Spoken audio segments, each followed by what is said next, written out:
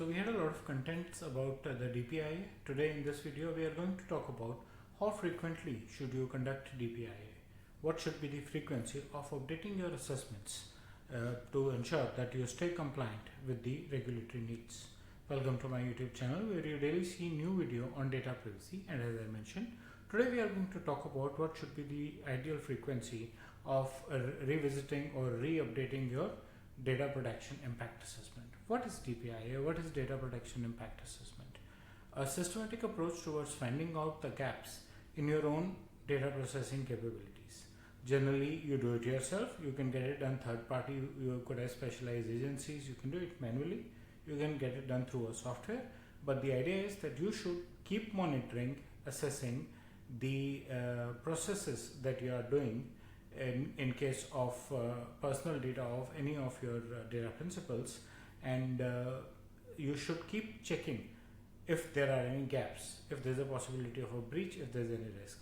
When we talk of Indian DPIA Act, there are 5 processes: collecting someone's personal data, using it, storing it, disclosing it, or destroying it. And if you do any of them, you should do a DPIA.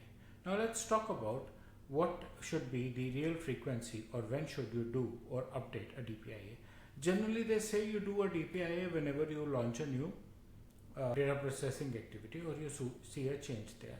Indian DPIA Act says that if in case you monitor that you were doing some data processing activities even before the act was passed, then you should still do the DPIA of your activities to be sure about it. So what should be the real thing?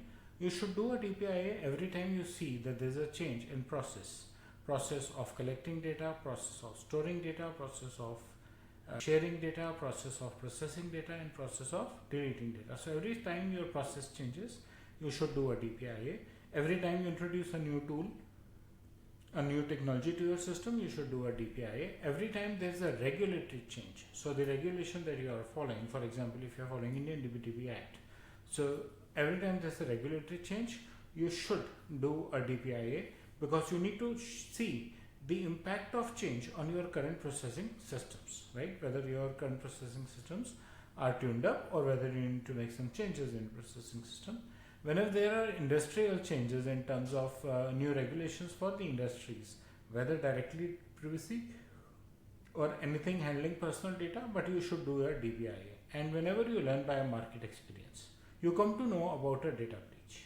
It could be similar industry, but or may not be. A breach could be a breach in any kind of industry. If you see that the risk that was there, the gap that was there in the data processing activity of that particular incident, then you should implement that in your own system. Whenever you come to know about a significant breach, just do a DPIA to recheck whether you are covered against that risk or not. And within your system, if you see a breach, if you see an incident, not only to resolve it then, but also to implement the new processes or make arrangements to ensure that the process is updated enough that the breach does not happen again, you should update or do a DPIA. How often? As I've been saying earlier as well, anytime when you see there is a significant change in your processing, you should do a DPIA. Anytime you bring in a new data processing process, you should do a DPIA. If you are processing data in routine systems, like you are processing only your internal employees' data, I mean very minor kind of processing, regular working processing, you at least do it once in a year.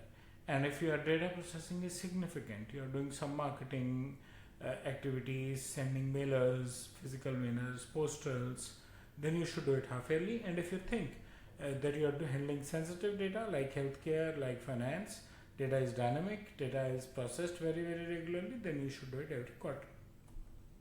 Advantages of consistent DPIA: you improve your risk management. You identify the risk in a timely fashion and define the mitigation systems. You strengthen your data security, right? You are more prepared to handle a breach. Your compliance gets improved, the trust on your organization gets improved, and you see a continuous improvement of the data privacy practices of your organization. So that's about staying compliant with regular updates on your DPIA. I hope you like the content of the video. Please press the bell and the like icon. Share your feedback in the comment section and subscribe to my channel if you have not already done that. Thank you.